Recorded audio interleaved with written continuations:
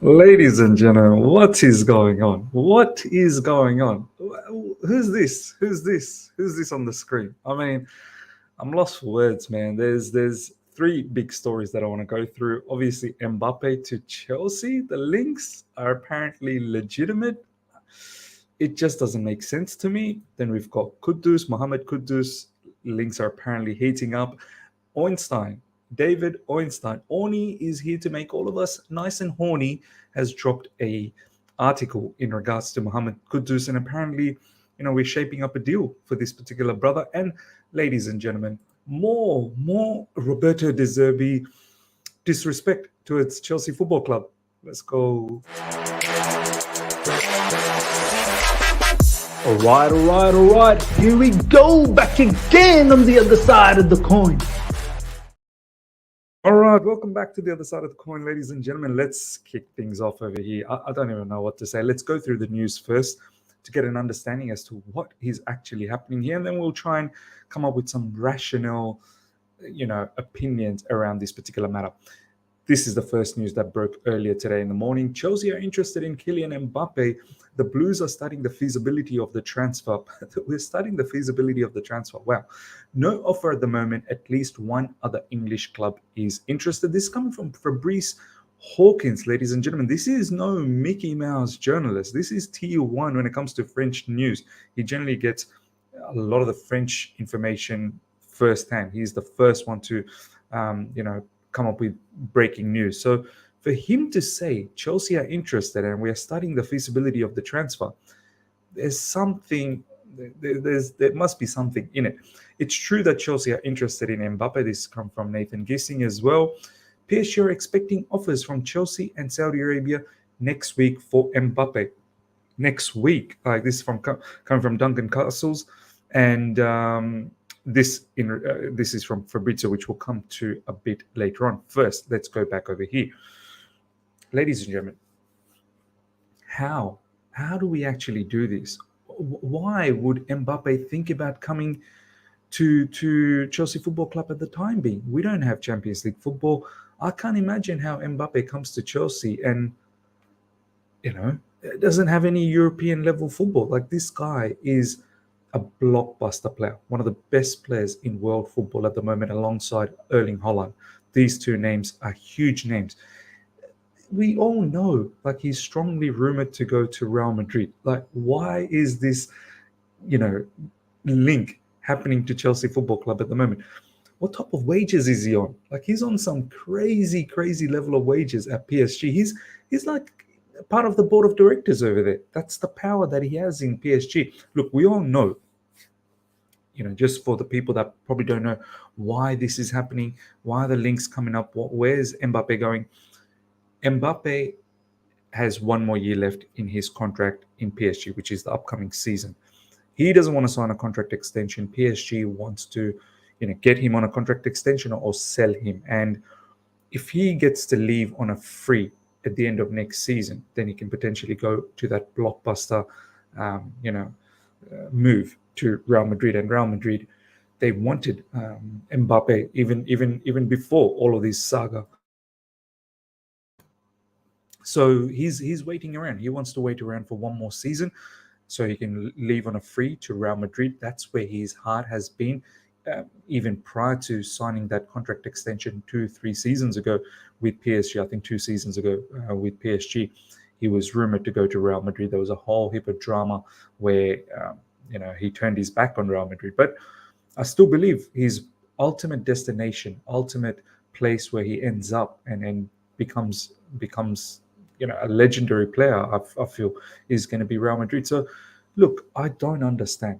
Do I like the player? Of course, I love the player. Everyone would love Mbappe to Chelsea, but we're not in Europe. And what level of wages? How long is the contract? Is he really keen to stick around at Chelsea Football Club? Okay, I understand the glam of Premier League and whatnot, and he might be enticed to come in for that. I don't know how we do this. I really don't know how we do this. And also, he's not really, I don't think he enjoys playing out and out as a striker. I think he enjoys playing somewhat on the left with with potentially a striker up front. We saw similar things in World Cup with Olivier Giroud or Moani. So getting someone like Mbappe, I can't even, honestly, I can't believe I'm even entertaining this in my head that this can actually happen. Look, I can probably see Nicholas Jackson up front and Mbappe on the left side. But look, ladies and gentlemen, this honestly makes no sense to me. I know we've been said here that we are interested, and who wouldn't be interested? Chelsea are interested in Kylian Mbappe. Almost every club in the world would be interested in Kylian Mbappe. But the Blues are studying the feasibility of the transfer. I think this is where, even if he's got one more year left, and I think PSG are looking at something around 200 million euros for the transfer. There is no way we are paying that level of money with this particular window where we've tried our level best to balance our books, to then go out there and spend 200 million on Kylian Mbappe. I know for some of the Chelsea fans, they'll be like, "It's not. This is exactly what Chelsea used to do under Roman." It's different situations now, man. It's not feasible to do this, in my opinion. There's so much attention Mbappe brings as well to a football club. That's something we need to think, like, is that the level of attention that we need? But he would 100% be that marquee signing that Todd Bowley has been looking for. So look, I don't know, ladies and gentlemen, it just doesn't make any sense to me. I can't see how this actually happens. You let me know. Even if it does happen, it might be for a short term. The only way I'm thinking about this could potentially happen is if it's a free transfer. There's no way we're going to pay 200 million to PSG to get this done. If somehow they can, negotiate a free transfer, if Mbappe pays out his contract, that's the only way I actually see this happening. But it's a rumor that, of course, makes everyone excited. This is what Fabrizio Romano had to say about this. There's nothing concrete between Chelsea or other Premier League clubs for Mbappe at this stage. PSG are encouraging bids from all clubs. So PSG, they know that they can't get this guy to sign a contract extension, and they're ready to sell him. But good luck, PSG, man. Your only destination, I think, that might be quite reasonable for a short term is probably Saudi Arabia. That's the only thing I'm seeing. Saudis are the only one that can afford that level of money in terms of transfer money to PSG and his wages. I think he's on some ridiculous wages in PSG. It's close to like a million euros a week.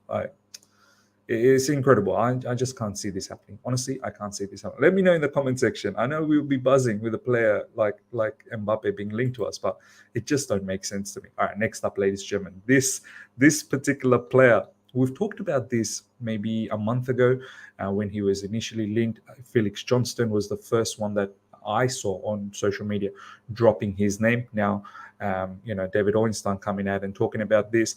I think Brighton are interested in Mohammed Kudus. So is this a bit of a tit for tat situation with Brighton? Look, Mohammed Kudus, before we get into the news, I've seen him a handful of times in the Champions League last season. And there was a couple of times where I actually saw him play as a striker or false nine, whatever you want to call it.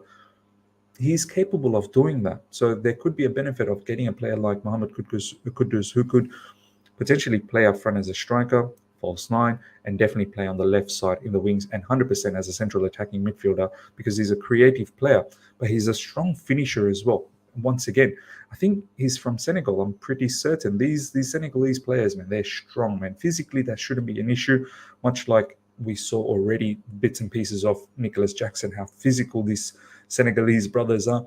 He's in the similar mold. A lot of people are a bit worried about his injuries, but some people have been saying on social media that, look, there's probably just the one big injury that has happened back in 2020, 2021.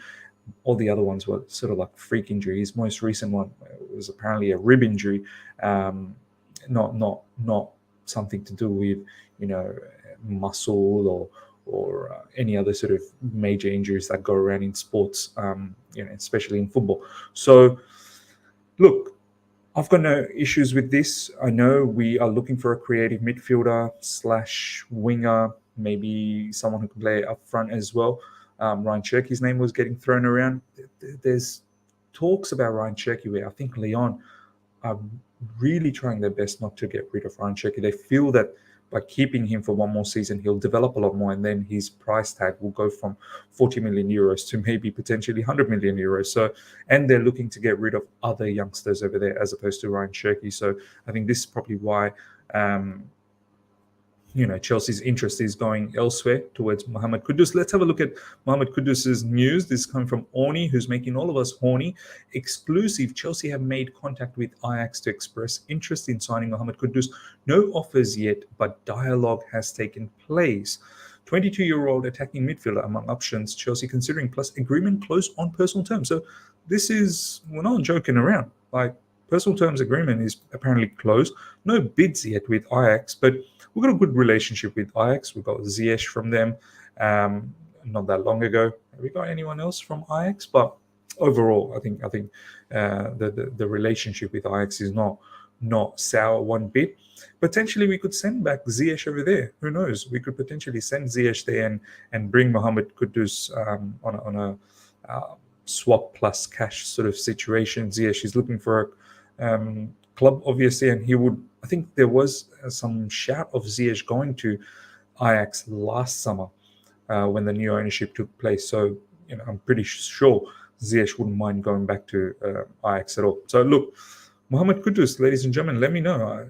I don't mind him. I think he's a very, very good player. As I said, saw him a handful of times in the Champions League last season, especially against Liverpool. He scored a banger of a goal. He definitely can finish up front. So, and he's a creative player. Very, very good attributes that will fit nicely in the Premier League. This is what Felix Johnson had to say about this. After Cherki was explored with Lyon, he was taken off the market due to Bacola and Lukeba in concrete talks with PSG and Red Bull Leipzig, who's seen as more replaceable by Lyon. So this is why Lyon's not entertaining Cherki sell at the moment. Makes it much more difficult. Kudus liked for versatility, instant impact, and price not believed to be an issue. Yeah, I'm keen to see, because obviously Ajax will do their level best to get a lot out of Kudus's transfer. I'm keen to see exactly how much is the price tag. Hopefully it's not something ridiculous like 70, 80, 90 million, that kind of price. So if it's around, I'd say about 50 million-ish, I think that might be worthwhile exploring. Chelsea and Palace are both still in talks for Matthias França, with Palace offering a clearer route to starting place. A bit more news in regards to Matthias França, where recently apparently we pulled off from that because they were just putting out about leaking this news about França to Chelsea from the Santos side of things willy-nilly to everyone, and that apparently ticked us off. Chelsea exploring centre-backs list after Fofana's injury can confirm Mark Guéhi and Fikayo Tomori are two names discussed internally. It's such a Chelsea thing, isn't it? Like buying back our players that we sold and not believing in them, and then buying them back on quite high price as well. So, look, use Chalobah. Honestly, use Chalobah. There will definitely be more names on the list. Those were only two told to me. And Felix further goes on to say, Chelsea have directly told Caicedo reps to start pushing more with Brighton to try and get the transfer over the line. To be clear, Chelsea have not left Cherki completely alone. It's just Leonci, Lukeba and Bacola as assets they would prefer to sell to pay off their debt, as they are more replaceable. The price Chelsea were quoted is no longer on the market, but if Chelsea decide to actively push, deal could come alive. So there's a little bit about Ryan Cherki. Ladies and gentlemen, let me know how you feel about Mohammed Kudus. As I said, I think his qualities can be easily transferable in the Premier League, and a bit of a tit for tat with Brighton. Now, talking about Brighton, more disrespect coming from Roberto De Zerbi, ladies and gentlemen. After all that has happened in the past 24 hours, how public he was in regards to one of our players, Levi Colwill. He's talking about how he pictures Caicedo and Levi Colwill, in his team in Brighton. He pictures to start with them.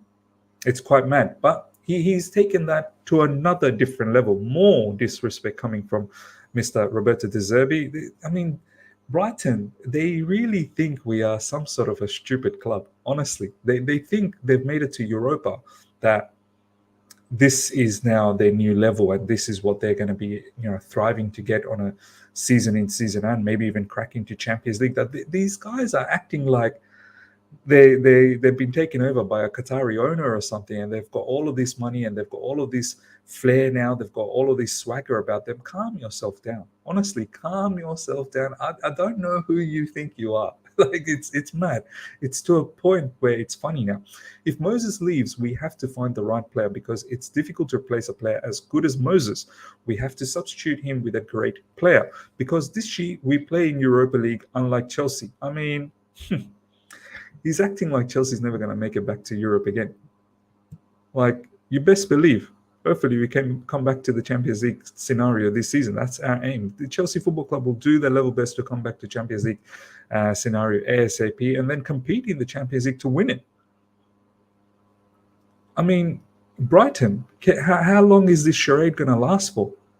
Like, you're potentially going to be relegated maybe in 2-3 seasons' time. How long are you going to continue keeping this up? I can't see. Like, they really think that they're Borussia Dortmund of the Premier League.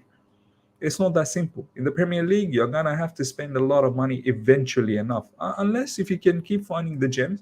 But sooner or later, this charade will have to end, because other clubs like Aston Villa, they'll spend a lot of money and they're doing some madness.